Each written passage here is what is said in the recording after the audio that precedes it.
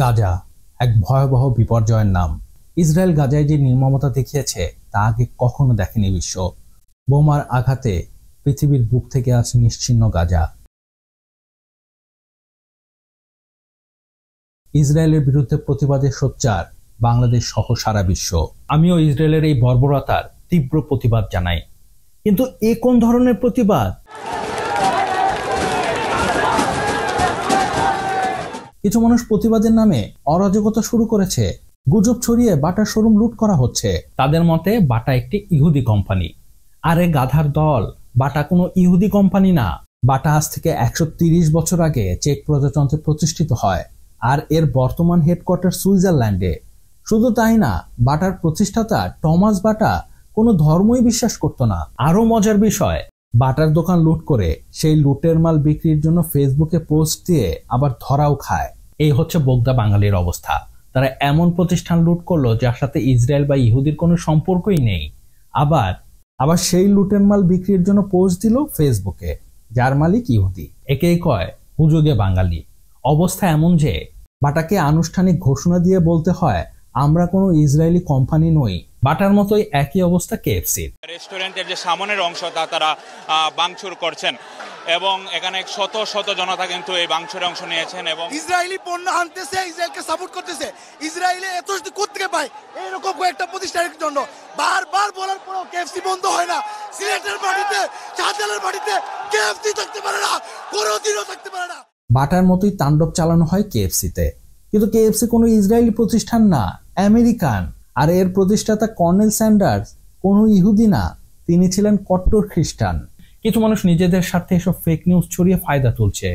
অবশ্য fake news ছড়ানোর ব্যাপারে সরকারও কম যায় না।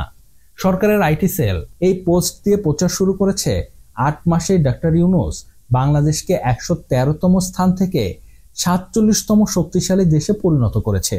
অথচ মজার বিষয় হচ্ছে, যে সাইট এটি প্রকাশ করেছে, ওয়ার্ল্ড পপুলেশন রিভিউ, সেখানে স্পষ্ট উল্লেখ করা হয়েছে এই র্যাঙ্কিং করা হয়েছে ইউএস নিউজ 2024-এর উপর ভিত্তি করে। মানে বোঝার চেষ্টা করুন, 2024 সালে বাংলাদেশের অর্থনীতি কেমন ছিল তার উপর ভিত্তি করে এই র্যাঙ্কিং করা হয়েছে। 2024 সালের আগস্টের আগ পর্যন্ত তো ইউনূস সাহেব ক্ষমতায় আসেনি।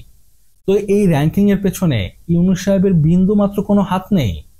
ইউনূস ছাড়া যদু মধু কদু যেই আসতো, বাংলাদেশের অবস্থান এমনই হতো, এর কোনো পরিবর্তন হতো না। অথচ ইউনূসের তেলবাস পাঁচাটার দল তাকে অভিনন্দনে ভাসিয়ে দিচ্ছে। আপনারা না শিক্ষিত? ফেসবুকে কোনো কিছু লেখার আগে, পোস্ট করার আগে একটু পড়াশোনা করে নিতেন।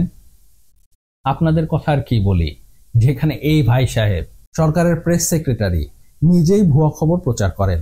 মাত্র কিছুদিন আগে ভারতের প্রধানমন্ত্রী নরেন্দ্র মোদীর সাথে দ্বিপাক্ষিক বৈঠক হয় মোহাম্মদ ইউনূসের। আর তারপরেই প্রেস সেক্রেটারি সংবাদ সম্মেলনের মাধ্যমে বড়াই করে বলে, ইউনূস নরেন্দ্র মোদীকে শেখ হাসিনাকে বাংলাদেশে হস্তান্তরের কথা বলেছে।